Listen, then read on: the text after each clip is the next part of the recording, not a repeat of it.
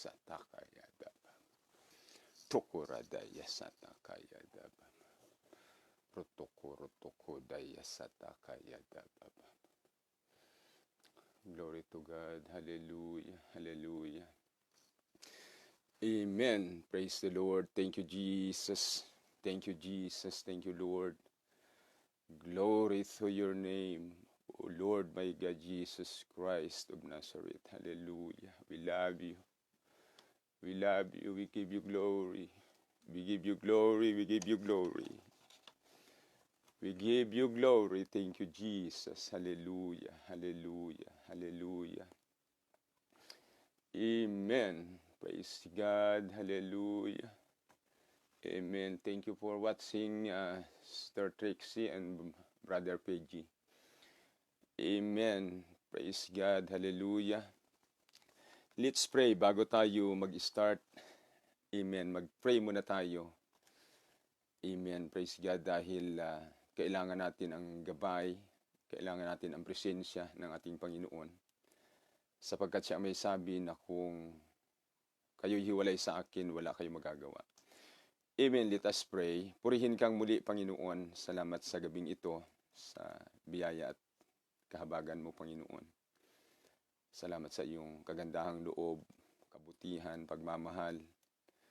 Salamat sa pagpapatawad sa aming mga kasalanan, sa pag-iingat mo sa amin sa buong maghapon.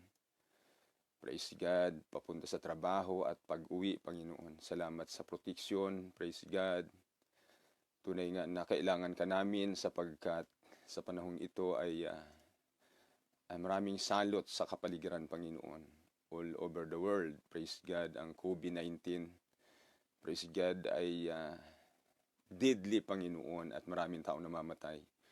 Ngunit kami sa presensya at sa kadakilaan mo ay panatag ang aming kalooban sapagkat ikaw ang Diyos na aming pinagkakatiwalaan. Sa gabing ito, Ama, dalangin ko ang lahat ng nakikinig at makikinig pa sa mga salita mo na aming pag-uusapan sa gabing ito ay hipuin mo ang puso nila, mangusap ka sa puso nila, anuman ang kanilang pangailangan. Katagpuin mo sila, Panginoon. Huwag mong ipagkakait sa kanila ang mabubuting bagay. Higit sa lahat ang mga spiritual na pangailangan, kaligtasan ng kanilang kaluluwa, Panginoon. Purihin ka, dakilang Ama. Praise God, cover us all with your precious blood, with your power. I pray for your anointing. Amen. To be upon my lips tonight, O God. Hallelujah. For without you, I can do nothing. To God be all the glory. Hallelujah. We claim the victory in the name of the Lord Jesus Christ of Nazareth. We pray. Amen. Amen. Hello, Sister Raisa. Praise God. Pasensya ka na, minsan lagi akong puyat kasi kahit may COVID-19 ay nagtatrabaho pa rin kami. That essential daw ang production namin. Kaya minsan, pati yung pangalan ng mister mo, hindi ko na matandaan, nakakalimutan ko na. Si Brother J. Amen. Praise God. So, meron akong kausap kanina. Wala akong time na magpaliwanag sa oras ng trabaho. Sa break time naman, masyadong limitado ang oras namin. Pero ang taong ito ay totoong interesado siya sa salita ng Diyos. Si Boss John Eduardo Estipa Jr.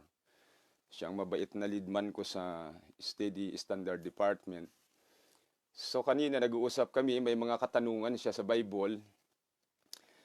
At kaya ako obligadong mag-live stream gabi-gabi para sa kanya. Actually ito, gumawa ako ng outline. So Boss John, magandang gabi. Brother Sherwin. Amen. Gusto ko munang, kasi ang katanungan niya ay pagkatapos ng mga propeta sa Lumang Tipan, ano naman ang administration ng Panginoon na ipinalit sa leadership ng mga propeta at kay nino nagtapos ang ministeryo ng mga propeta. So yan yung gusto kong bigyan ng detail sa gabing ito bago tayo mag-umpisa ng Bible study.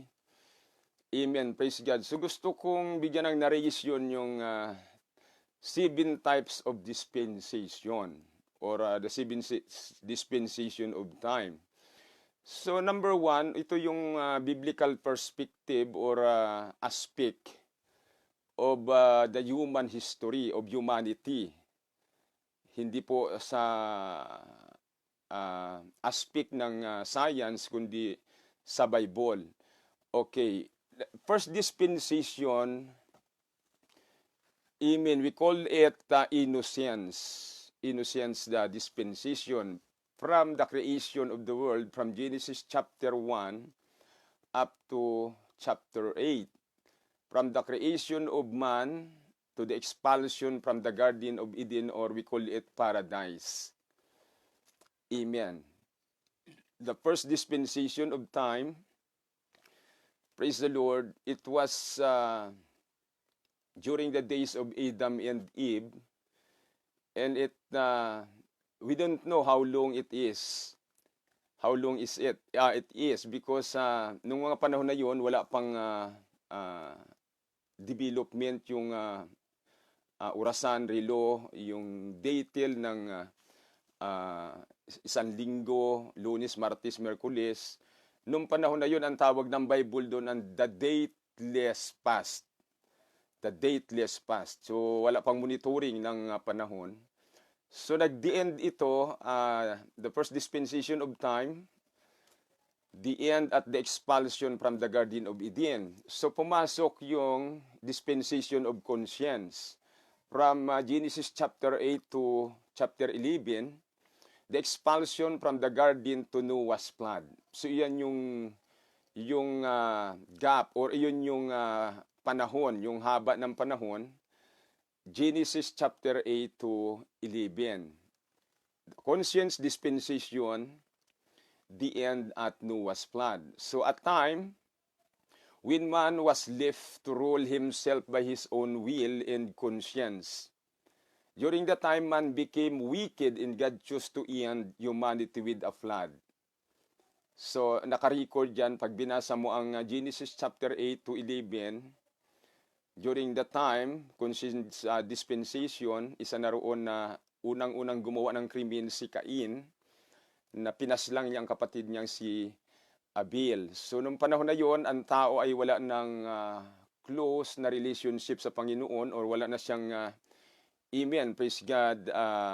During that time, ang tao ay tinatawag na unbeliever. Then, after Noah's flood, number 3, human government dispensation. And from Genesis chapter 11 to Genesis chapter 13, after Noah's flood, until the call of Abraham. So, after Noah's flood, from Genesis chapter 11, during that time, their leader was, his name is Nimrod. Amen.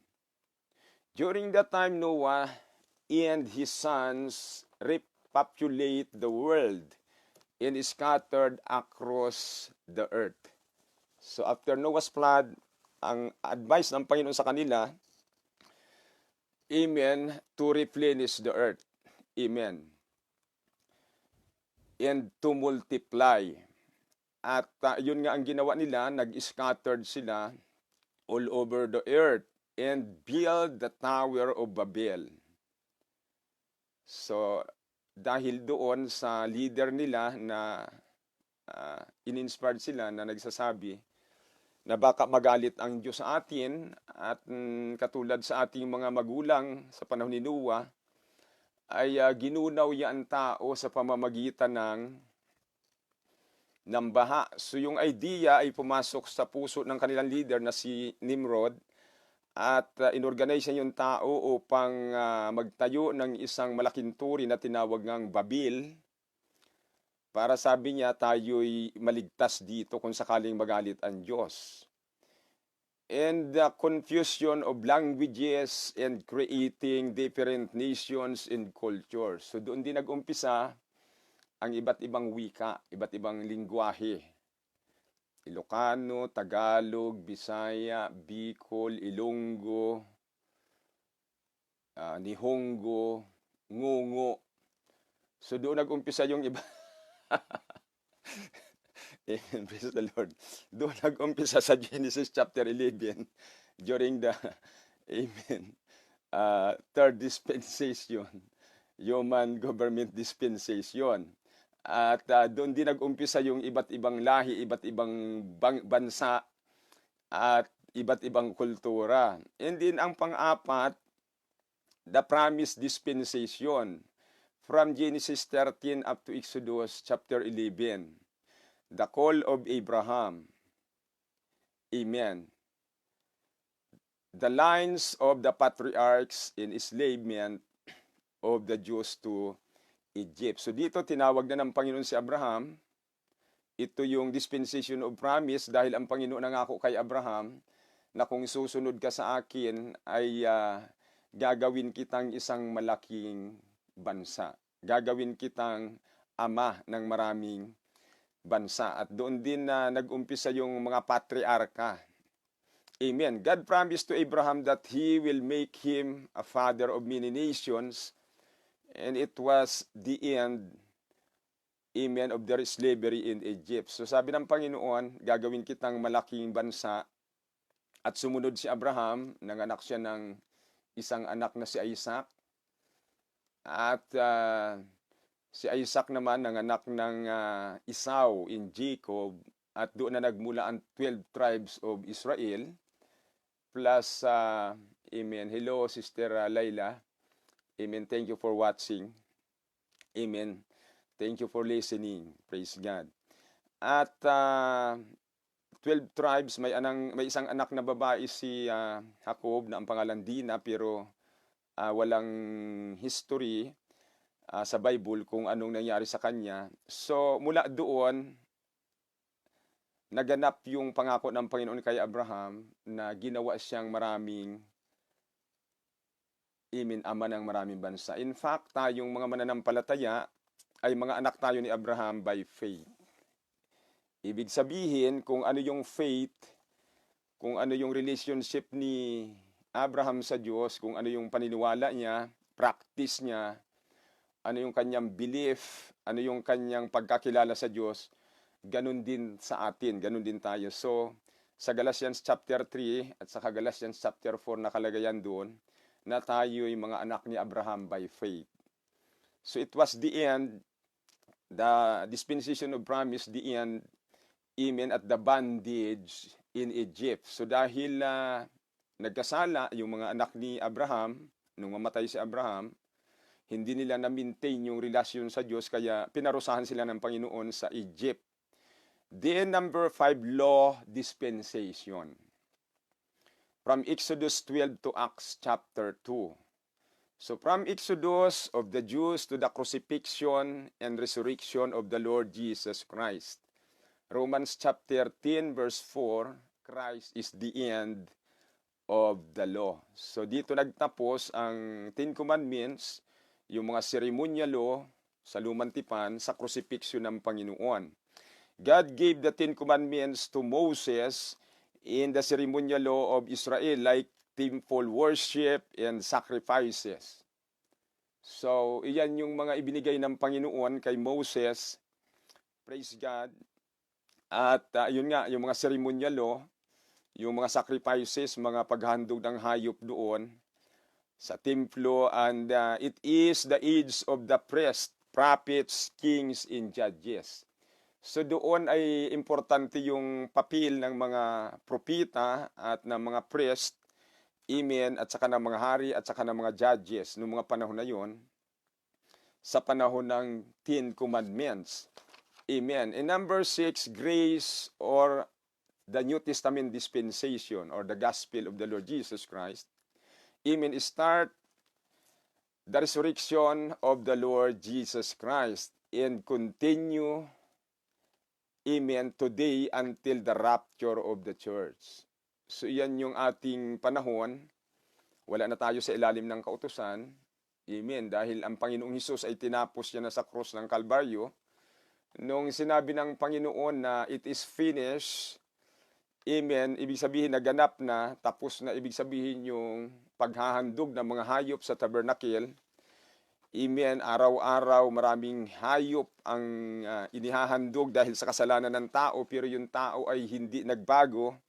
Mauubos na yung mga hayop sa Israel, yung tao patuloy na gumagawa ng kasalanan, tinapos ng Panginoon sa krus ng Kalbaryo. At ang ikapito yung millennial kingdom of Christ. i-restore niya yung old paradise after ng Battle of Armageddon. Sa Isaiah chapter 11, doon naka-record kung anong uri ng kaharian ang itatatag ng Panginoon. Praise God, sa 1,000 millennial reign kingdom. So, isang narration lang yan, Boss John, doon sa gusto mong malaman kung ano yung sequence or yung order ng human history sa biblical perspective or biblical aspect. So doon sa tanong mo na kung saan nagtapos ang ministry ng mga propeta, sa Luke chapter 16 verse 16, ang sabi roon, ang huling propeta ay si John the Baptist. Yung posisyon ng mga propeta sa lumang tipan, nagtapos kay John the Baptist sa Luke 16:16. At doon sa tanong mo na pagkatapos ng mga propeta, sino ang pumalit sa kanila? So ang sagot sa New Testament, yung tinatawag na fivefold ministry of the Lord Jesus Christ. So yan yung gusto kong i-discuss sa iyo ngayong gabi, sa inyong lahat na nakikinig. Amen. Ang Bible ko ay Tagalog. Praise God. Hallelujah. Yan ang gusto kong i-discuss. Yung pumalit, yung administration ng Panginoon pagkatapos ng administration ng mga propeta katulad kila Isaiah, Jeremiah, amen, katulad kay Ezekiel, praise the Lord, Moses.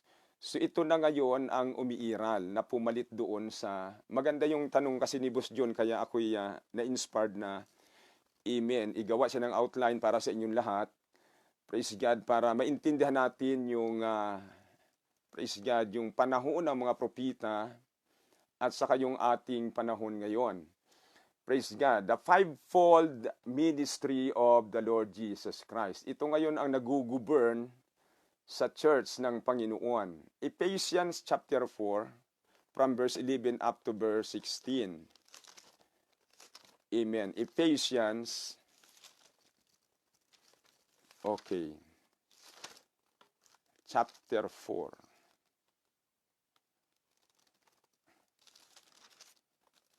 Okay, from verse 11. Okay, from verse 11.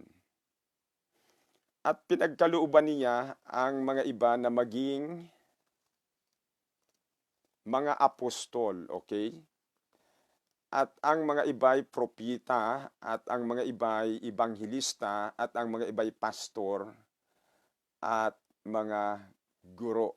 Amen. So wala nang pari dito. Kasi ang papel ng pari doon lang sa lumang tipan at hindi nila nagampanan ng tama yung kanilang posisyon na backslide ang Israel dahil pumasok sila sa politika. Amen. Kaya pagdating sa New Testament, wala nang posisyon ang pari, although patuloy nilang ipinipilit na ipagpatuloy yung papel nila. Pero sa harapan ng Diyos, sa biblical, amen, biblical teaching sa ating panahon ngayon, wala nang papel ang mga pari. Amen. Hindi na binanggit dito sa fivefold ministry. Okay, verse 11, at pinagkalooban niya ang mga iba ng maging mga apostol at ang mga iba'y propita at ang mga iba'y guro, ibanghilista, ang iba'y pastor at mga guro sa ikasasakdal ng mga banal sa gawaing paglilingkod sa ikatitibay ng katawan ni Kristo hanggang sa abutin nating lahat ang pagkakaisa ng pananampalataya at ang pagkakilala sa anak ng Diyos hanggang sa lubos na paglaki ng tao, hanggang sa sukat ng pangangatawan ng kapuspusan ni Kristo. Upang tayo'y huwag nang maging mga bata pa na napapahapay dito at doon at dinadala sa magkabi-kabila ng lahat ng hangin, ng aral sa pamamagitan ng mga daya ng mga tao sa katusuhan ayon sa mga lalang ng kamalian, kundi sa pagsasalita ng katotohanan na may pag-ibig ay magagsilaki sa lahat ng mga bagay sa Kanya na siyang Pangulo sa makatuwid bagay si Kristo, na dahil sa Kanya ang buong katawan, tinutukoy na katawan yung church, yung iglesia, dahil the church is the mystical body of the Lord Jesus Christ. Jesus Christ is the head of the church, na nalalapat na mabuti at nagkakalakip na sa pamamagitan ng tulong ng bawat kasukasuan ayon sa paggawang nauukol sa bawat iba't ibang sangkap ay nagpapalaki sa katawan, amen, sa ikatitibay ng kanyang sarili sa pag-ibig. Praise God. So, the fivefold ministry of the Lord Jesus Christ, ito yung pumalit sa administration ng mga, hello, Boss John. God bless you, boss. Thank you for watching. Amen. Praise God. Amen. So, ang simpleng outline na ito, boss, ay i-design ko ayon sa iyong request na i-narrate or may paliwanag yung amen, administration na kapalit ng mga propeta sa lumang tipan. So, dito, wala nang binanggit na pare. Tapos na ang posisyon, ang administration ng mga pari, tinapos ng Panginoon. Ang papel nila sa Old Testament, kasama ang mga propeta doon. Pero dahil nga hindi nila napangasiwaan ng tama, praise God, yung kanilang posisyon at ang buong Israel nag-backslide up to the extent na pagdating sa New Testament, hindi nila kilala yung Diyos na lumalang sa kanila at ipinako nila sa cross. Sabi ng Biblia, John chapter 1 verse 10 to 12, He was in the world was made by Him, in the world knew Him not. He came unto His own, in His own received Him not. Mami, excuse me, papel. Praise God, thank you. But as many as receive Him, to them, thank you. Give Him power to become the sons of God, even to them that believe on His name. Dahil sa kapabayaan ng mga pari, praise God, at dahil sa pamumulitika ng mga kings, na backslide ang buong Israel, nung ang Diyos na lumalang sa kanila, na gumabay sa kanila sa wilderness, praise God, pagkatapos na sila'y palayain mula sa pagkaalipin sa lupain ng Ehipto, hindi na nila nakilala yung Diyos na yun. Na nagaan yung bato, nagaan yung ulap, nagaan yung anghel, na kumakausap sa kanila, nag-provide ng tubig, pagkain, ng mana sa ilang. Nung bumaba sa kalagitnaan nila, sa John chapter 1 verse 10 to 12, hindi na nila nakilala dahil sa kapabayaan ng mga pari. At inabulis ng Diyos yon dito sa ating binasa sa Ephesians chapter 4 verse 11 to 16. Ito na ang admin, ito na ang administration ng Panginoon sa New Testament. So the fivefold ministry is given by God to the church. Ephesians chapter 4 verse 11. Ang sabi dito, at pinagkalooban niya ang mga iba na maging mga apostol at ang mga iba'y propita. Yung propita dito, hindi na ito yung national propita na katulad sa Old Testament nila Isaiah. Ito yung local na propita sa congregation na may gift. Gift lang ang nasa kanya, hindi talaga yung inanoint siya bilang propita.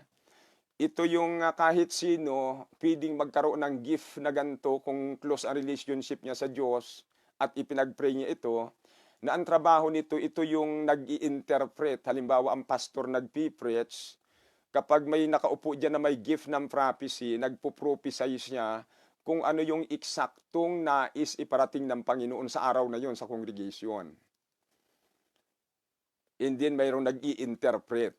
So ito yung local prophet sa local source. Every local source dapat mayroong ganito. Kasi kung hindi ito kumplito, hindi kumplito ang fivefold ministry.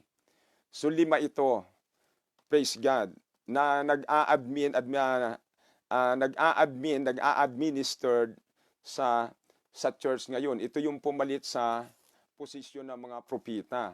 So namely, pastors, prophets, evangelists, teachers, and apostles. Inulit ko, wala ng pare.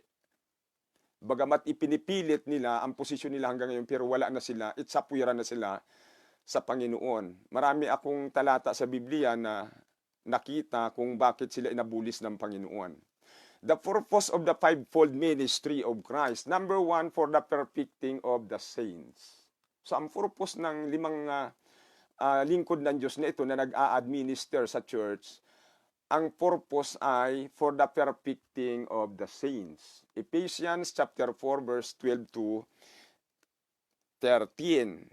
Sa ikasasakdal ng mga banal sa gawaing paglilingkod sa ikatitibay ng katawan ni Kristo, hanggang sa abutin nating lahat ang pagkakaisa ng pananampalataya at ang pagkakakilala sa anak ng Diyos, hanggang sa lubos na paglaki ng tao, hanggang sa sukat ng pangangatawan ng kapuspusan ni Kristo, upang tayo'y huwag nang maging mga bata pa sa pananampalataya na napahapay dito't doon at dinadala sa magkabi-kabila ng lahat ng hangin ng aral sa pamamagitan ng mga daya ng mga tao sa katusuhan ayon sa mga lalang ng kamalian. So the very purpose of the fivefold ministry of Jesus Christ, the pastors, prophets, evangelists, teachers, and the apostles, amen, for the perfecting of the saints.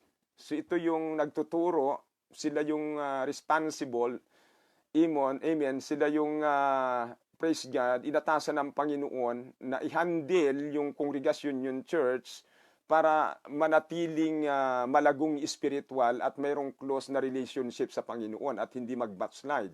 Okay, Ephesians chapter 5 verse 27. Okay, Ephesians 5:27, upang ang iglesia ay maiharap sa kanyang sarili na maluwalhati na walang dungis o kulubot o anumang gayong bagay, kundi ito'y nararapat maging banal at walang kapintasan. So ang church na ini-expect ng Panginoon sa rapture, the glorious church, without blemish, without spot, amen, iyon ang ini-expect ng Panginoon na haharap sa Kanya. So iyan ang tinatrabaho ng fivefold ministry sa New Testament dispensation. Yan yung nagtutulungan yung fivefold ministry na ito para i-maintain ang bawat mananampalataya na talagang lumalagong espiritual at huwag mapawalay sa Panginoon. Sapagkat ang tao pag napawalay sa Panginoon, sabi ng Panginoon sa panahon ni Ezekiel, wala akong kaluguran sa kamatayan ng taong masama. Amen. Dapat datapwat kaluguran ko, sabi ng Panginoon, nalulugod ako sa kamatayan ng taong matuwid. Dahil alam nyo, kapag ang matuwid na matay, iyan yung tinatawag nating graduation day. Tapos na siya sa pakikipagbaka, amen, iiwanan niya yung burden, yung cross na sinabi ng Panginoon, take up your cross daily and follow me. At yung crown of life, yung eternal life, yung mga gifts ng Panginoon, na mga crown of glory, rejoicing, crown of life, iyon naman yung tatanggapin niya roon sa kaharian ng Panginoon. Praise the Lord. Amen. So, the saints refer to the church. So, pag sinabing saints, ito yung pinag-usapan natin, Busjong, kanina, sa kantin, banal sa Tagalog, santo sa salitang Espanyol, saints naman sa Ingles. Yung sinabi ko sa iyo na yung mga santo sa Pilipinas, yung huling santo dyan na canonize, na inapprove ng canon law, sabi ko sa iyo, more or less $20 million ang ibinayad ng government ng Pilipinas dyan noong panahon ni Cory Aquino para lang i-recognize o i-approve na gawing santo na opisyal itong si Lorenzo Ruiz. So ganun yun, sila ang nag-a-approve na maging santo ang isang tao pero babayad ka muna ng $20 million. So, ganun ang proseso nila. So, pag sinabing saints, mga banal, tayong lahat pwedeng maging banal kapag sumusunod sa kalooban ng Diyos at tayo'y nabaptize sa pangalan ni Jesus na patawad ang ating mga kasalanan at lumakad tayo ayon sa kalooban ng Diyos katulad ng sinabi ni Pablo, for to me to live is Christ and to die is gain. And then, ang taong ganyan ay tinatawag na banal or saints. Hindi yung canon law ang mag-a-approve at hindi yung mga obispo sa Vatican ang mag-a-approve pag tumanggap ng $million. So ganun ang proseso nila at iyon ay hindi aprobado sa Bible. Hindi aprobado sa Bible yan. So pag sinabing the saints refer to the church, 1 Corinthians chapter 3 verse 16 to 17. Ito yung mga biblical reference para ipakita ko sa inyo na ang pinag-uusapan natin sa Bible lang ako kumukuha at hindi ako kumukuha ng theory ng iba't ibang mga Great Reformation period na sumulat ng kanilang mga theory na ibinibinta yung mga libro nila, yumaman sila roon, na dahil doon yung mga tao naligaw dahil maraming relihiyon na iyon ang doktrina na kanilang kinakapitan. Isa na nga dyan yung ang unconditional eternal security in Christ Jesus.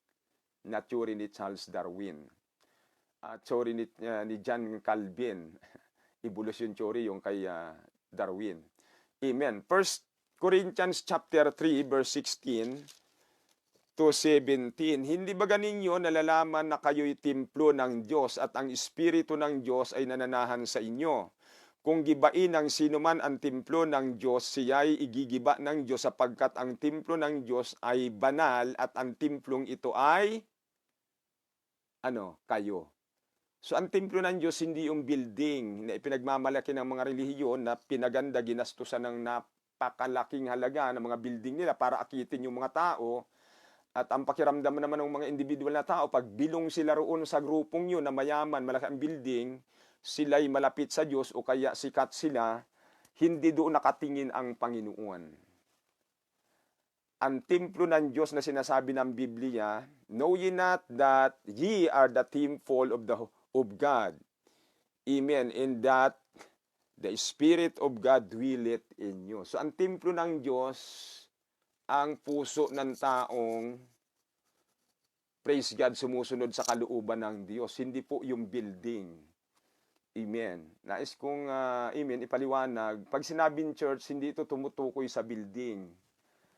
Pag building ang tinutukoy ng simbahan ng Biblia, synagogue ang tawag dyan, place of worship or synagogue, sinaguga.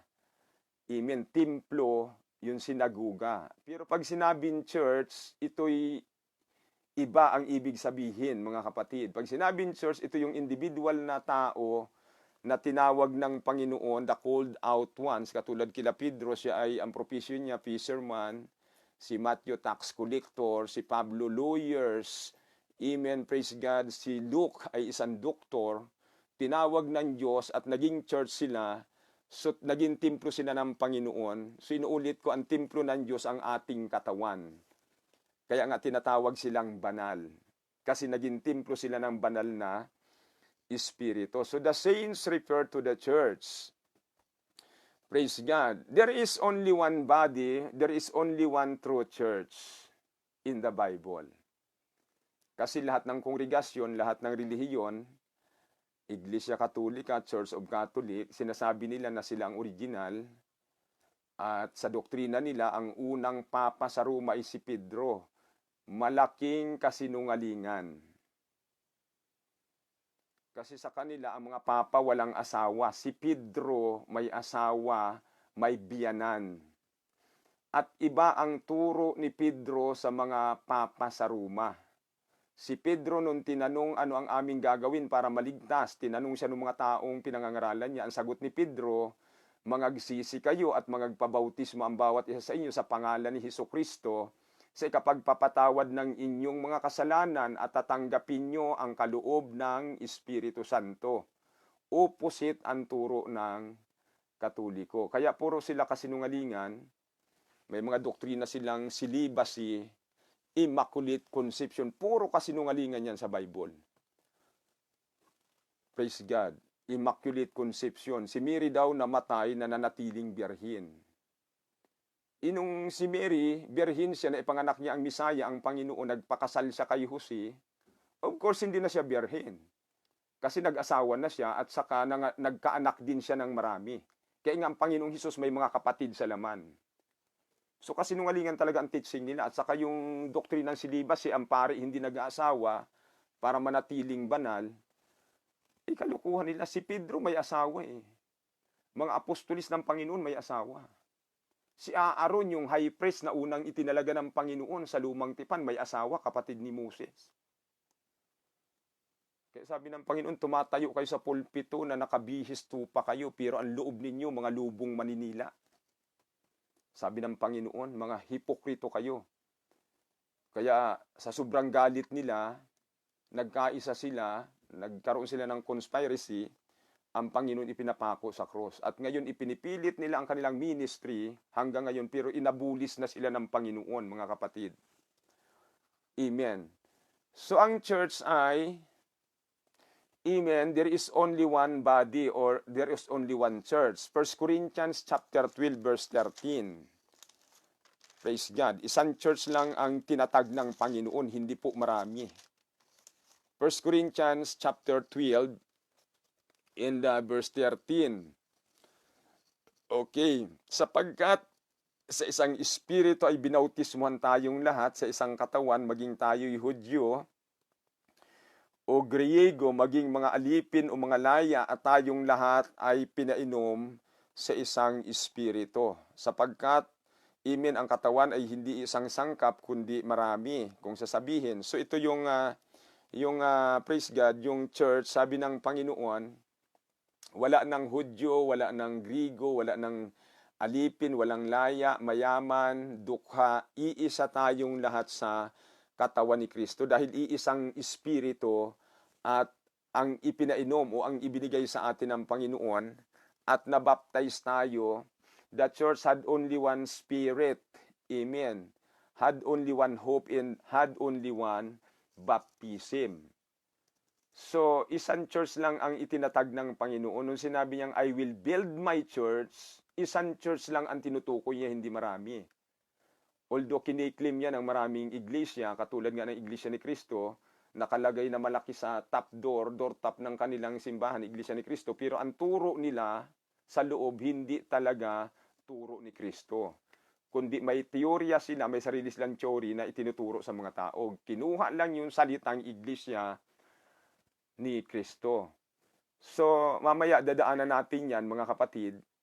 So, sa Ephesians chapter 4, verse 3 to 6, mayroon lang isang church at isang bautismo na kinikilala ang Panginoon. Okay, Ephesians chapter 4, verse 3, na pagsakitan ninyong ingatan, pakikipagkaisa sa Espiritu sa tali ng kapayapaan.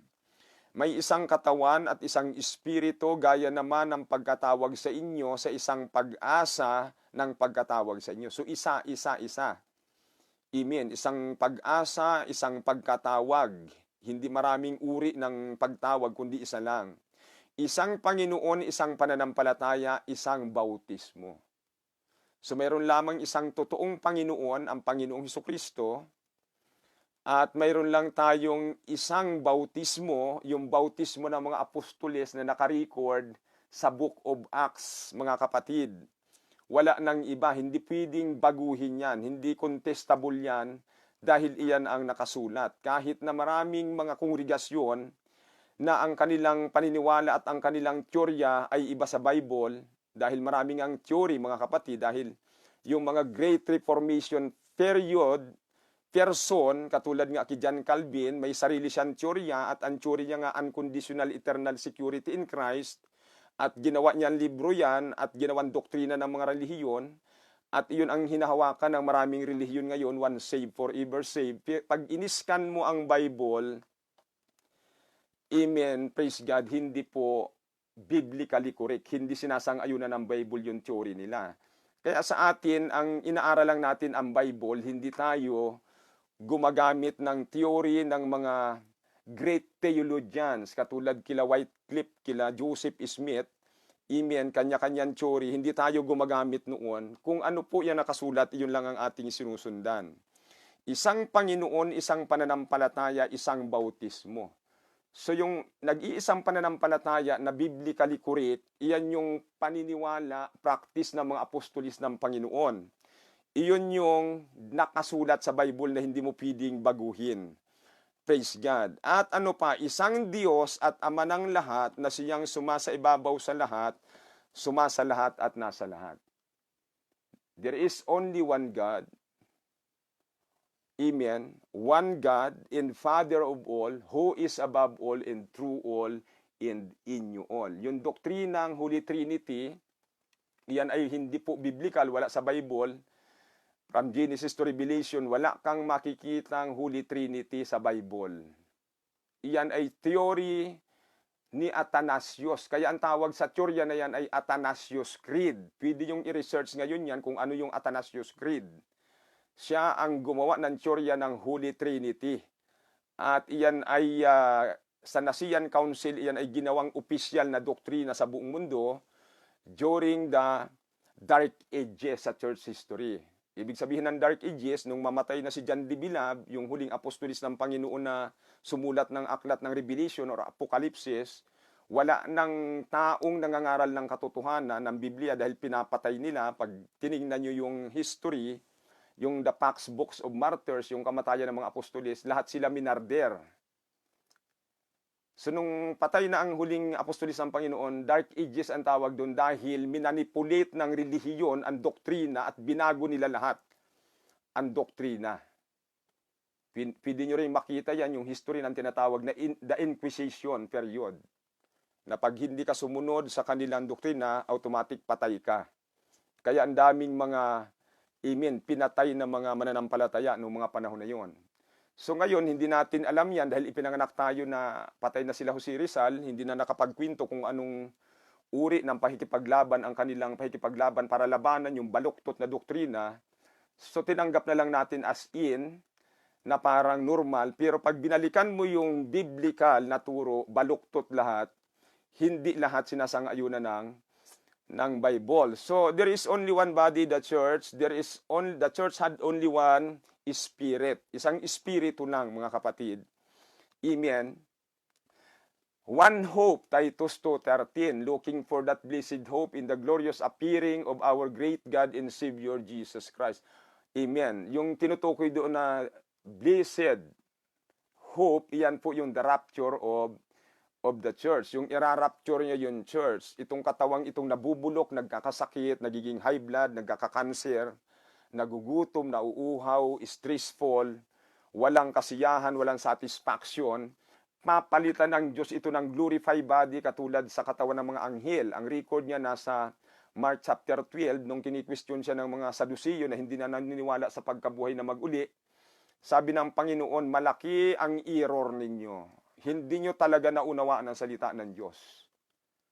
Dahil ang sabi nila, walang pagkabuhay na mag-uli. Sabi ng Panginoon, sa pagbangon ninyo mula sa mga patay, magiging kagaya na kayo ng mga anghel. Dahil ang katawang ito, hindi ito ang totoong tao. Ito'y alikabok ng lupa. Tayo yung malaking alikabok, malaking libag. Amen. Kaya nga kahit anong ligo mo, puro kalibag pa rin dahil alikabok nga ito. Lahat ng elemento sa lupa nasa katawan din natin. Dahil ito'y material, ang totoong tao yung espiritu na nakatira dito. Yun yung sinasabi ng Biblia, we are created by God according to His own image. Ang image ng Diyos, espiritu siya. Hindi siya katawan, wala siyang laman, walang dugo. Yung katawan ni Kristo, hindi Diyos yun. Sacrificial lamb, yun ang magpuprovide ng banal na dugo na panlinis sa ating maruming budhi, sa ating maruming kaluluwa, na hindi kayang tugunan ng anumang relihiyon. So ang espiritu ni Kristo, yung Diyos Ama, yun yung nakatira doon. Amen. For in Him dwelleth all the fullness of the Godhead bodily. Colossians 2:9, and we are complete in Him, which is the head of all principalities and power. Kaya nga yun yung nilinaw ng Panginoon kay Filipe, na sabi niya, matagal nang ako'y inyong kasama, hindi mo ako lubusang kilala, Filipe. Pag nakita mo ako, nakita mo na yung Diyos Ama. Because Jesus Christ is the image. He is the person of the invisible God. Yung totoong Diyos Ama, hindi mo makikita dahil espiritu yun. Pero sabi ng Biblia, wonders of all wonders, we shall be like Him as we see Him as He is. Paglabas ng espiritu mo sa katawan na yan, makikita mo siya ng mukhaan. Amen. Praise God. So there is only one faith. Ano yung faith na yan? Apostolic faith. Iyan yung pananampalataya ng mga apostolis. Praise God. Galatians chapter 1 verse 8 to 9, but though we or an angel from heaven preach any other gospel unto you, amen, praise God, than that which we have preached unto you, let him be accursed. As we said before, so say I now again, if any man preach any other gospel unto you than that ye have received, let him be accursed. So ito yung warning ni Pablo sa Galatian Church, na sabi niya, datapwat kahimat kami, isang anghel mula sa langit ang mangaral sa inyo ng anumang ibanghilyo na iba sa aming ipinangangaral sa inyo ay matakwil. Kahit anghel. Even the angel came from heaven. Kasi si Satanas, isang anghel din. Hindi lang pangkaraniwang anghel dahil siya ay archangel. Amen. So kaya, at capable siyang mag-evolve sa isang ministro. In fact, sa 2 Corinthians chapter 11, sabi doon, si Satanas ay nagpapakunyang ring anghel ng kaliwanagan, hindi ka malayo na ang kanyang kahinatnan ay, praise God, ang kanyang mga ministro naman. So si Satanas preacher, he is a preacher too. Amen, praise God. Preacher siya, kaya nga nangaral siya kay Eva at Adan at na-convert si Eva at Adan, kaya nawasak ang mundo, the old paradise. Ended up the end at the expulsion from the garden. So yung perpetuum buhay ng tao, napalitan ng kahirapan dahil sinumpa ng Diyos ang lahat. Amen. Kaya mga ngaral siya, kahit ang Panginoong Hesus, pinipilit niyang pangaralan sa Matthew chapter 4. So, kaya hindi kataka-taka sabi ng Biblia na si Satanas may mga ministro rin. So, ang binild up ng Panginoon na church, amen, isang espiritu, isang katawan, isang uri lang ng church ang itinatag ng Panginoon, hindi marami. Although kiniklaim ng maraming iglesia, na sabi nila ang totoong pananampalataya galing sa Mika, sabi naman ng isa galing sa Rome. Pero ang sabi ng Biblia, in that repentance and remission of sins should be preached in the name of Jesus Christ among all nations, beginning at Jerusalem. So ang totoong aral sa Jerusalem nagmula. Behold, Jerusalem is above, is free, the mother of us all. So ang totoong pananampalataya sa Jerusalem nagmula. Iyan yung faith ng mga apostolis, mga kapatid, na kinakailangan sundan natin. One baptism in Jesus' name. Amen. Praise God. Acts chapter 2, verse 36 to 38. After the day of Pentecost, after the 12 disciples of Jesus Christ was filled with the Holy Ghost, with the evidence of speaking with other tongues, as the promise of the Lord Jesus Christ from Ezekiel, Joel, that said, in the last days I will pour out my spirit upon all flesh. So, doon sa narration ni Pedro, sabi niya, ito yung hula ng Diyos sa propeta Joel. Kasi sabi nung mga nag-uusyuso doon sa paligid, dahil nung panahon na yung piyesta sa Jerusalem, isa sa pinakamalaking piyesta ng Hudyo, ang Hudyo mayroong 7 major na feast dyan. Isa na yung Passover Lamb, yung ginaganap nilang paglagay ng dugo ni Moses doon sa doortop ng mga Israelita, yung huling plague sa Egypt, yung papasukin ni kamatayan yung bawat bahay para patayin yung lahat ng panganay doon. So hanggang ngayon ay ginagawang piyesta ng mga Israelita yan. At ang isa doon yung 50 days after the harvest. Ang tawag doon, Feast of Pentecost. After na masitil down lahat, nagpipiesta sila. So dito sa Acts chapter 2, piyesta ng Pentecostes ito at na-filled sila ng Holy Ghost sa upper room. And then pagdating sa 36 ay nagtanong yung mga tao, ano ang aming gagawin para kami maligtas? Ang sagot ni Pedro, mangagsisi kayo at mangagpabautismo ang bawat isa sa inyo sa pangalan ni Hesukristo sa ikapagpapatawad ng inyong mga kasalanan at tatanggapin nyo ang kaloob ng Espiritu Santo. For the promise is unto you, into your children, into all that are afar off, even as the Lord our God shall call. Amen. Worldwide ang scope. Pagdating sa 41, yaon nga nagsitanggap ng kanyang silata ay nangabautismuhan sa pangalan ni Hesukristo, hindi sa pangalan ng Ama at Anak at Espiritu Santo. Doon sa 12 apostoles plus si Pablo, walang isa man sa kanila na nagbautismo sa Father, Son, Holy Ghost. Lahat sila nagbabautismo sa pangalan ni Hesukristo.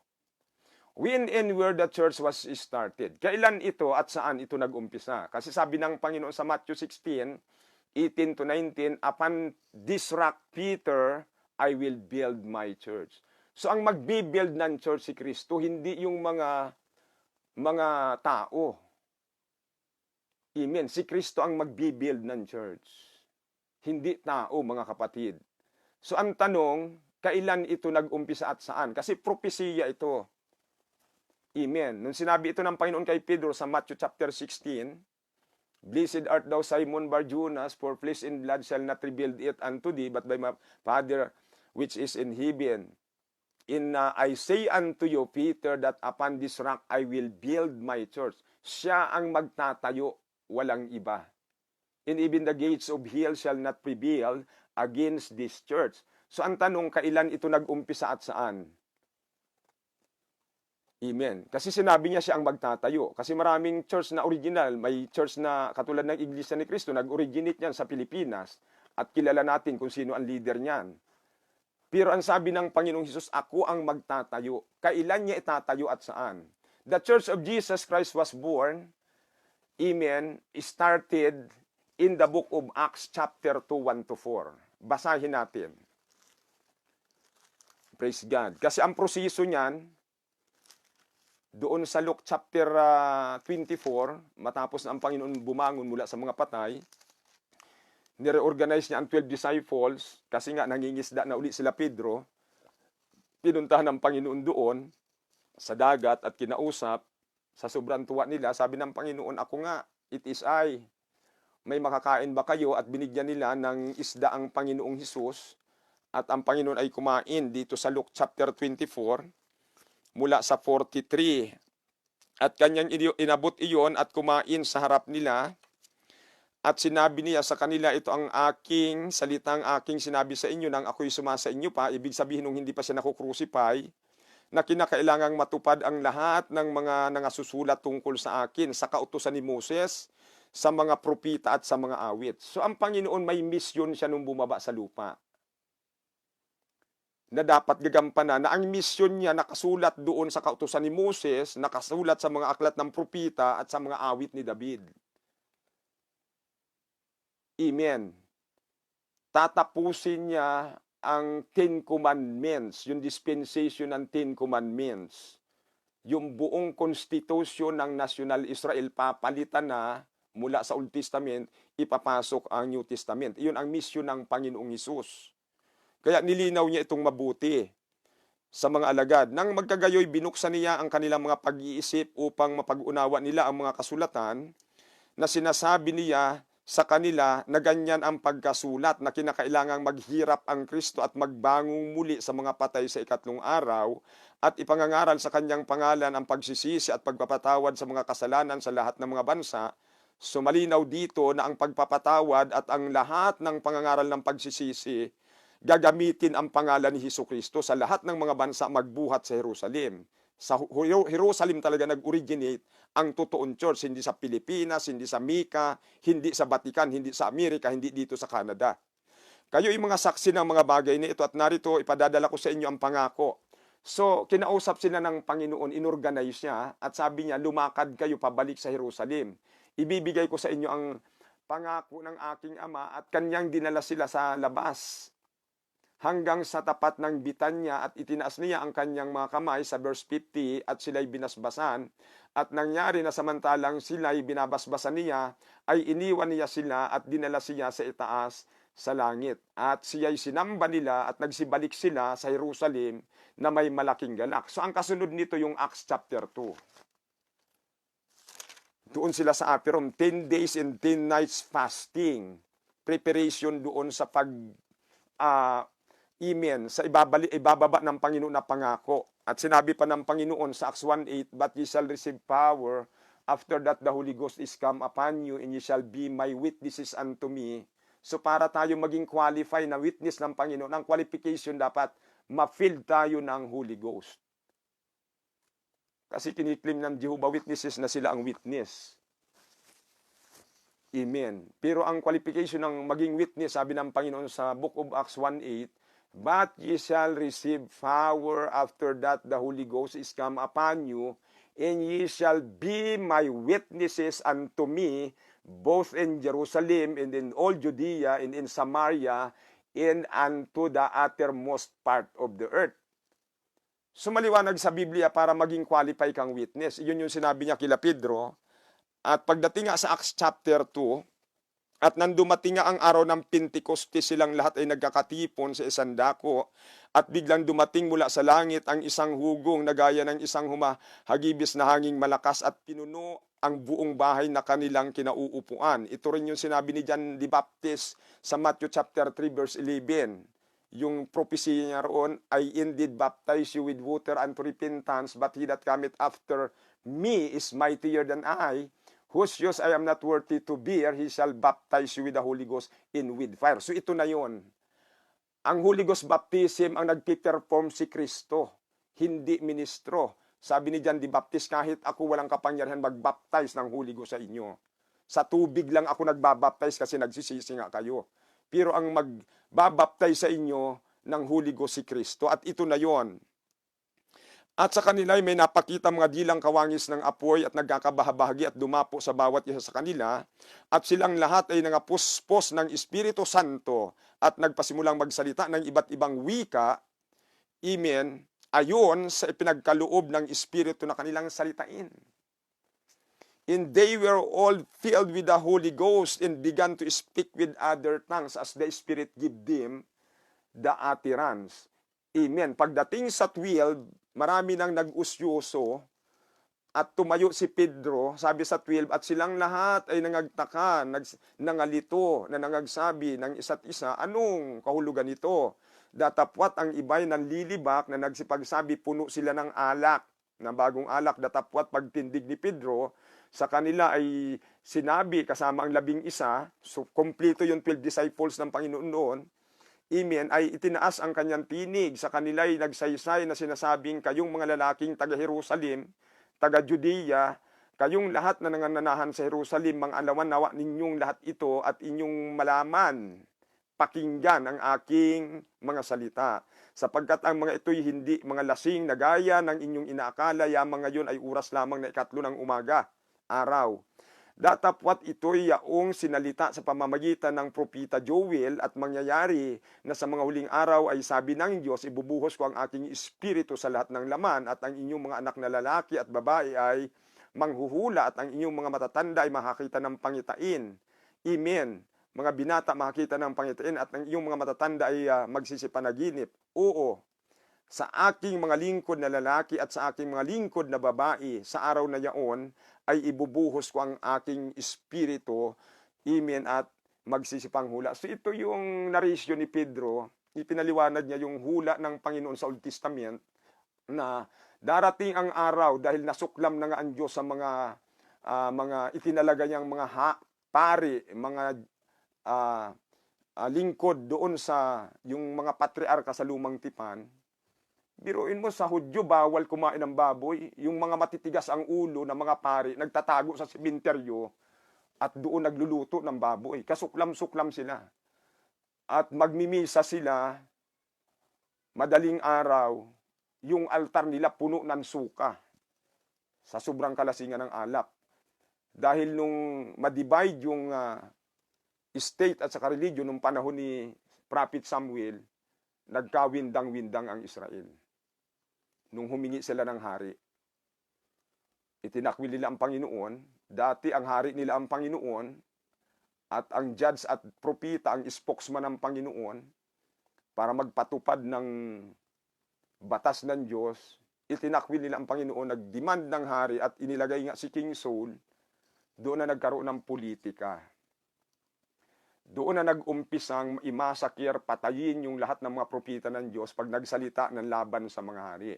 At ang mga hari na ito, nagtatayo ng upahang propeta, katulad ng mga propeta ni Baal, binabayaran yun, at ang lahat ng presentation noon, lahat ng sinasabi sa bayan, pabor lahat sa hari. So pati yung mga pari noon, nasa ilalim na ng politika, kaya nagkaluko-luko nga sila, na backslide ang Israel, at pagdating sa New Testament, yung mismong Diyos na kasalamuha nila, na naglabas sila sa kanila, mula sa lupain ng Egypt sa pagkaalipin, hindi na nila kilala. Amen. Praise God. So, dito ito nag-umpisa sa Jerusalem. Doon sa tanong na kailan at saan nag-umpisa ang totoong church ng Panginoon. Ang miyembro noon yung 12 disciples ng Panginoon.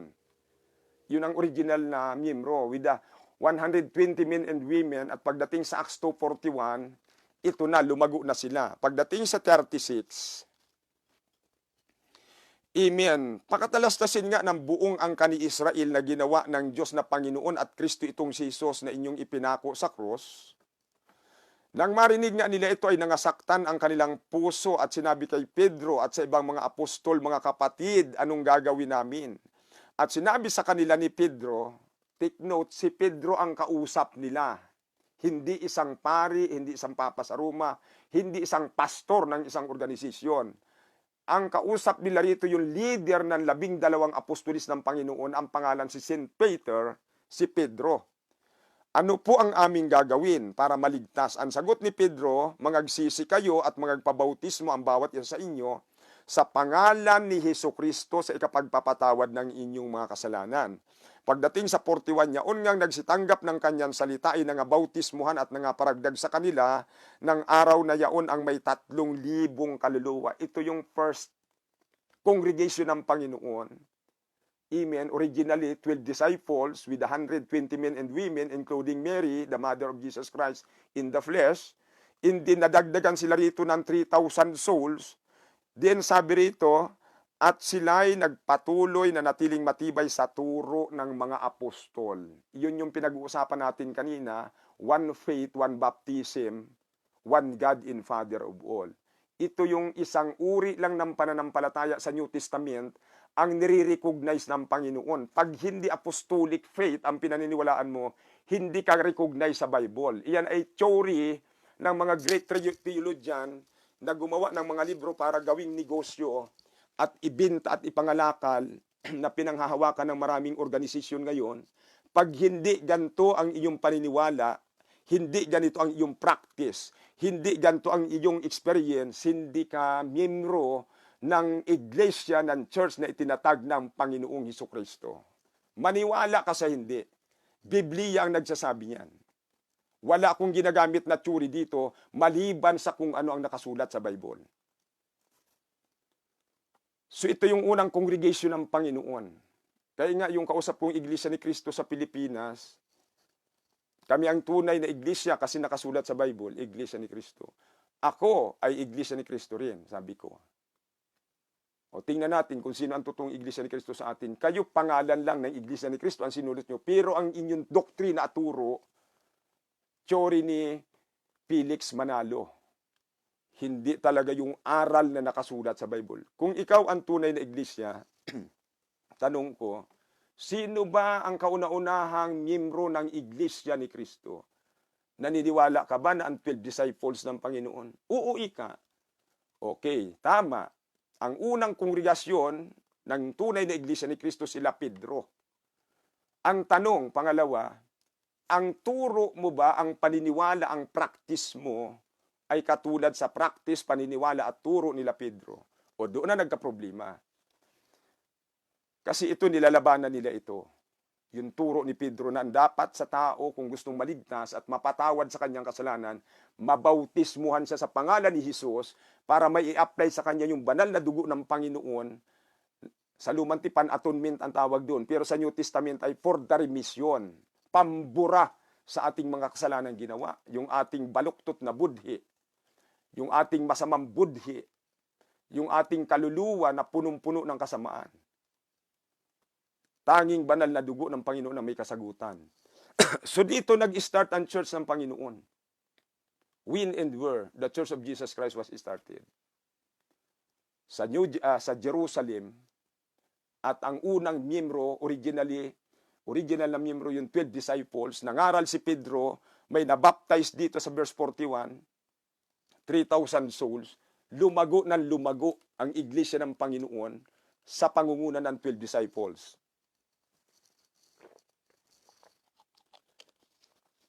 Kaya lahat ng iglesia dyan na hindi kapanalig ng iglesia ng Panginoon dito sa Acts chapter 2, kahit anong klaseng pangalan ng iglesia na yan, kahit gaano sila karami, kahit i-claim nila kami ang pinakamarami, miyembro, kami ang pinakamayamang iglesia, hindi ikaw ang totoong iglesia ng Panginoong Jesucristo na nakasulat sa Biblia.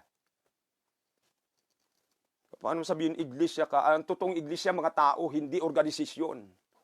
Hindi building. Mga baluktot na katuruan para dalhin lahat sa impyerno ang miyembro. Di ba? Saan sila pupunta? Di ba? Sabi ng Biblia, sa impyerno sila pupunta. Kasi dami ng buhangin sa tabi ng dagat. Ang kaluluwa na lulusong sa impyerno.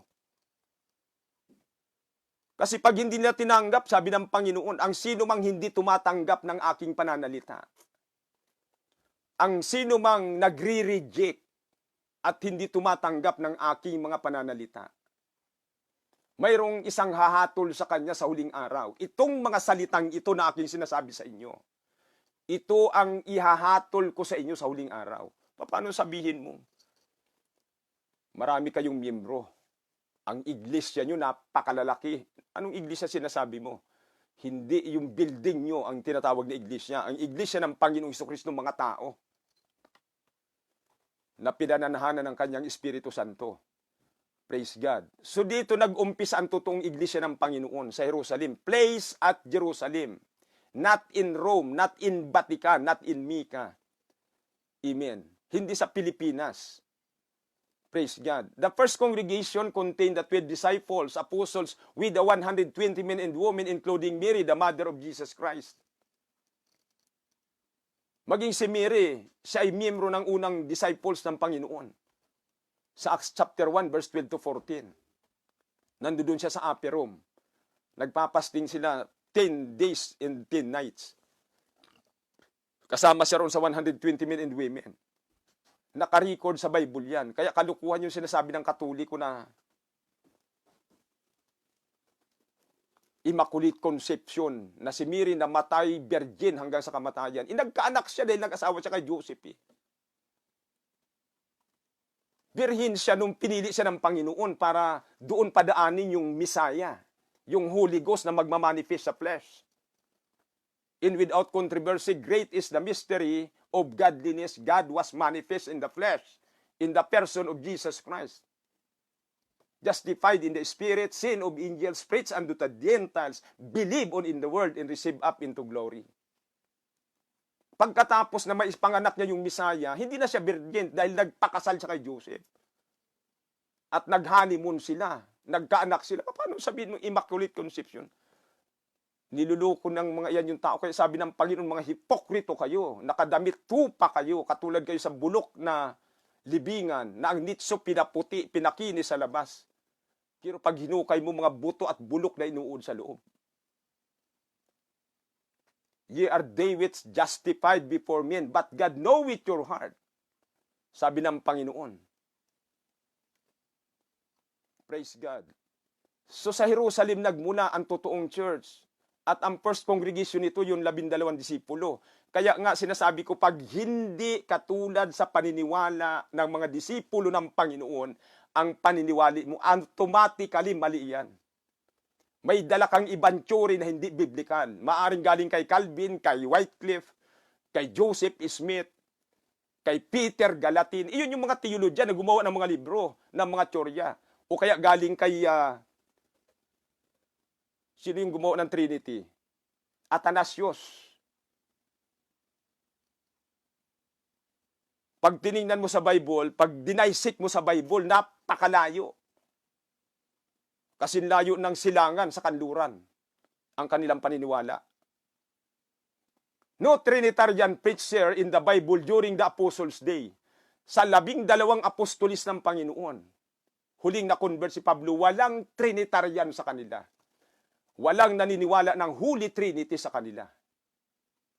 In fact, ang nagpapatay sa kanila yung mga naniniwala, mga Sadduceo, Escriba, Pharisees, na ang tsuri nila ay baluktot. And they were continue steadfastly the apostles' doctrine. Yun ang nakalagay doon. Doktrina ng mga apostolis, hindi ng mga theologian, hindi ng mga Trinitarian. Pag binasa mo ang Biblia, they were continued steadfastly in the apostles' doctrine. Praise God. 1 Corinthians 16, 19 to 22.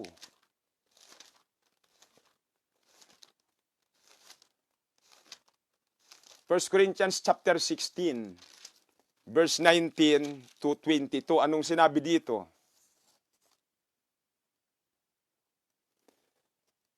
Okay.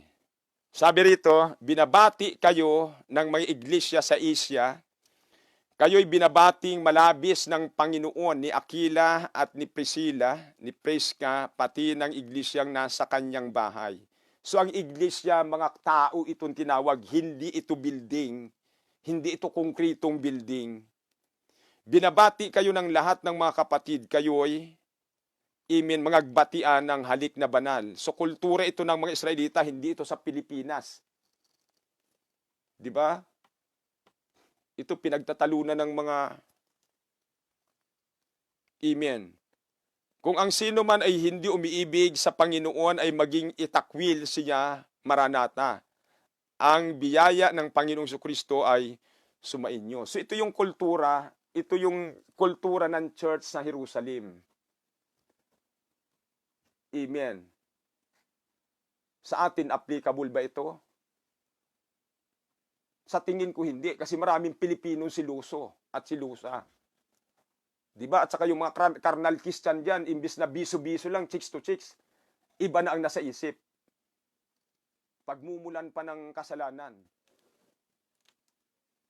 Diba?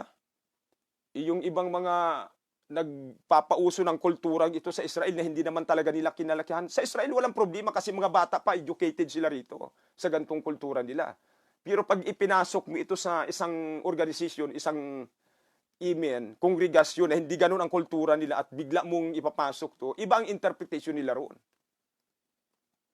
Di ba may nabalitaan nga ako yung isang magandang babae roon sa kongregasyon. Pagdating na ng biso-biso na ito, nakapila na yung mga lalaki para makipagbiso-biso sa kanya. Ano ibig sabihin noon? So ano ang sinasabi ko rito mga kapatid, ang iglesia nagmula sa Jerusalem.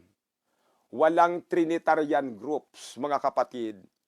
Nung panahon na buhay pa ang mga apostolis, nag-umpisa ang doktrina ng Trinity sa Athanasius Creed. Tsuri ito ni Athanasius sa Nicene Council. Ito pinagtibay. All the believers during that time was baptized in the name, of Jesus Christ, not Father, Son, and Holy Ghost. It is recorded in the Bible. Acts 2:36-38, it is Peter at Jerusalem. Si Pedro ang agent ng Panginoon, ang lugar sa Jerusalem, ang audiensya mga Israelita. Acts 8:36-39, Philip at Samaria.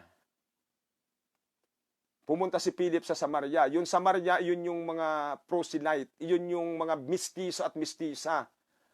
Ang kalahati ng dugo nila, Israelita, ang kalahati Hintil. Tinatawag silang Samaritano. Amen. At Acts chapter 8, verse 12-17. Praise God. Si Philip. Acts 16:28-33, Paul and Silas at Rome. Doon na convert yung the household of the Philippian jailers. So lahat ng record sa Bible, praise God, makikita mo na lahat sila nangaral at nagtatanong ang mga tao kung ano ang dapat nilang gagawin para maligtas. Hindi sila nagtatanong kung ano ang dapat naming paniwalaan. Ang tanong nila, ano ang aming gagawin para maligtas. So nakarecord ito lahat. Sa Jerusalem si Pedro, sa Samaria si Felipe, si Pablo at saka si Silas sa Roma, Acts 16:28-33. Si Pablo with the 12 disciples of John the Baptist, rebaptism ito, Acts 19:1-6. Si Pedro sa Acts chapter 10, 47-48. Sa sambahayan ni Cornelius, praise God. Si Pablo sa Roma, Romans chapter 6, verse 3-5. Colossians 2:12 at Colossus, 1 Corinthians 12:13, 1 Corinthians chapter 6, verse 9-11, Paul at Corinth, Galatians chapter 3, 27-29, Paul at Galatia. Amen. Lahat ito mga kapatid, nakasulat sa Biblia. Amen. At ang Biblia mayroong final warning sa Revelation na sinasabi roon na ang sino mang magdagdag, wag niyong babawasan, wag niyong dadagdagan, wag babaguhin. Praise God. So binago nila, dinagdagan nila, binawasan nila. Amen. Yun ang masakit kasi pinaniwala sila na sila'y ligtas at tama yung kanilang hinahawakan doktrina. Pero ang malungkot noon, pagkamatay niya, paglabas ng espiritu niya sa kanyang katawan, haharap siya sa hukuman ng Diyos. Anong sasabihin ng Panginoon? Matthew chapter 7. Kasi lahat tayo harap sa hukuman ng Diyos. Hindi ngayon, hindi bukas, baka sa isang buwan, isang taon. It is written in the Bible, as it is appointed unto man once to die, but after this the judgment. Haharap ka sa hukuman ng Diyos. Hindi po pwedeng hindi. Marami kang pera, haharap ka pa rin sa hukuman ng Diyos. Nakatakda lahat yan. At pagharap mo sa hukuman ng Diyos, pag binasahan ka ng Bible, dahil ito nga ang ihahatol ng Panginoon sa atin, at ang pinanghahawakan mong doktrina ay theory ni John Calvin, theory ni Joseph Smith, theory ni Athanasius, o anong depensa mo roon? Praise God. So water baptism according to history, Britannica Encyclopedia 11th edition, volume 3, page 365 to 366. Ito ang nakasulat doon. Kung meron kayo na itatabing encyclopedia dyan, Encyclopedia of Religion, the baptismal formula was changed from the name of the Lord Jesus Christ to the words Father, Son, and Holy Ghost by the Catholic Church in the 2nd century. So nakasulat ito sa world history, sa church history, na talagang binago ng organisasyon na ito yung katuruan na tama galing sa Biblia at pinalitan ng kanilang sariling doktrina. Inaamin nila, mga kapatid, sa history. At iyan nga nakakalungkot. Marami pa rin taong bulag at doon pumupunta. Kasi nga walang panahon magbasa ng Biblia, basta sunod lang ng sunod. Kaya sabi ng Panginoon sa mga Parisiyo, kayo yung mga bulag na taga-akay, at yung mga inaakay nyo bulag din, at kapwa kayo mahuhulog sa hukay. Ito na ang Biblia, napakaliwanag, available para sa lahat. Hindi nila binibigyan ng pagkakataon, napakalupit nyo sa mga kaluluwa nyo. Binabaling walang bahala ninyo ito, na alam nyo na paglabas nyo sa mundong ito, harap kayo sa hukuman ng Diyos. At 2 lugar lang ang pwede mong puntahan sa eternity. Amen. There is only, amen, there are 2 eternity after death, physical death. Eternity in heaven or eternity in hell. Tapos babaliwalain nyo ito. Sabi ng Panginoon, katulad kayo doon sa 10 virgins, yung 5 mangmang hindi naghanda, yung 5 matalino sila yung naghanda. Pagdating nung hinihintay nila, ang nakapasok lang yung naghanda, yung nagprepare. Yung 5 mangmang na bahala na bukas ang katwiran, nagmakaawa, buksan nyo kami, wala ng ikalawang pagkakataon.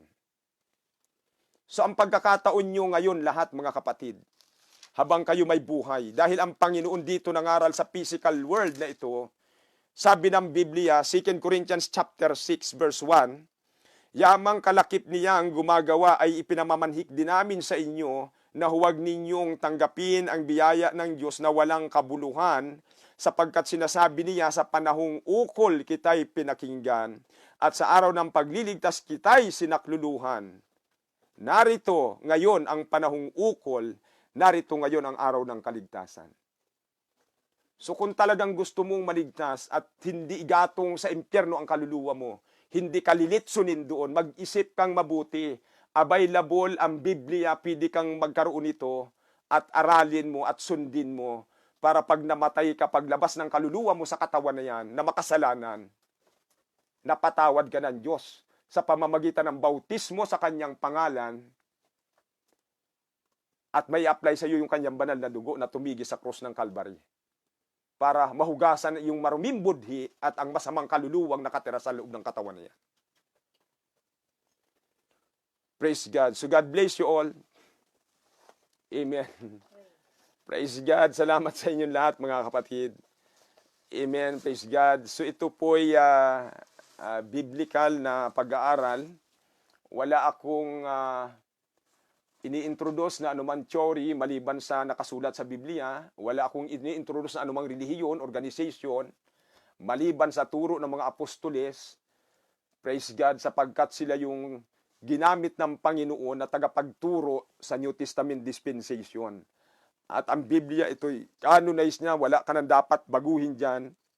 Susundin mo na lang yan, buksan mo ang puso mo, at manalangin ka at hilingin mo sa Diyos na gabayan ka dahil sabi ng Biblia sa Jeremiah 29 verse 11, kung inyong hahanapin ako ng inyong buong puso, ay masusumpungan nyo ako. Praise God. If you search me with all your heart, ye shall find me.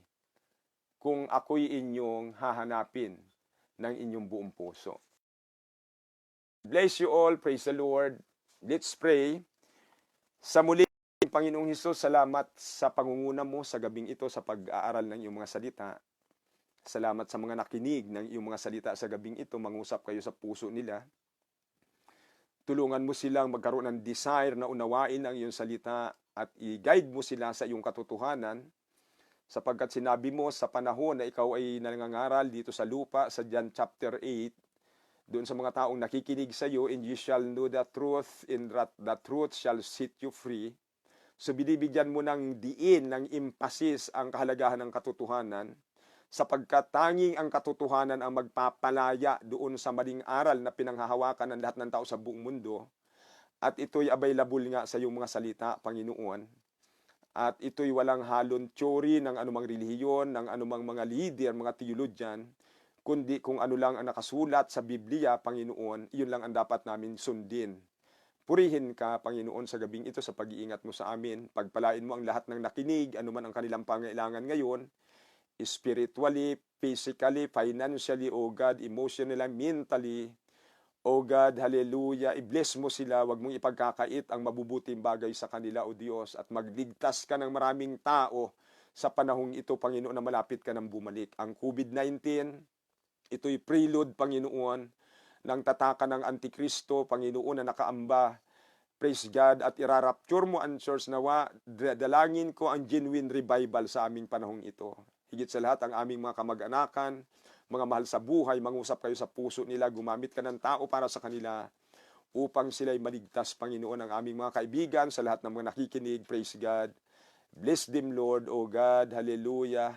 Hayaan mo na ang kapangyarihan mo ay mag-manifest, Panginoon, sa panahong ito sa aming kalagitnaan. Purihin ka, Ama. As we give you all the glory, we give you praise, we give you honor. We give you glory, we give you thanksgiving. We worship you, Lord, in spirit and in truth right now in this place. Everywhere, O God, hallelujah. Because Jesus Christ is the same yesterday, today, and forever. Amen. Praise God, hallelujah. You are the God of Abraham, Isaac, and Jacob. Hallelujah. Your presence is everywhere. You are omnipotent, omnipresent, omniscient, God. Hallelujah. Hallelujah. Tanggapin niyo ang aming pagsamba. Nagpapakumbaba kami sa iyong harapan sa gabing ito. As we give you all the glory, in the name of Jesus Christ of Nazareth, we pray. Amen. God bless you all. Praise God.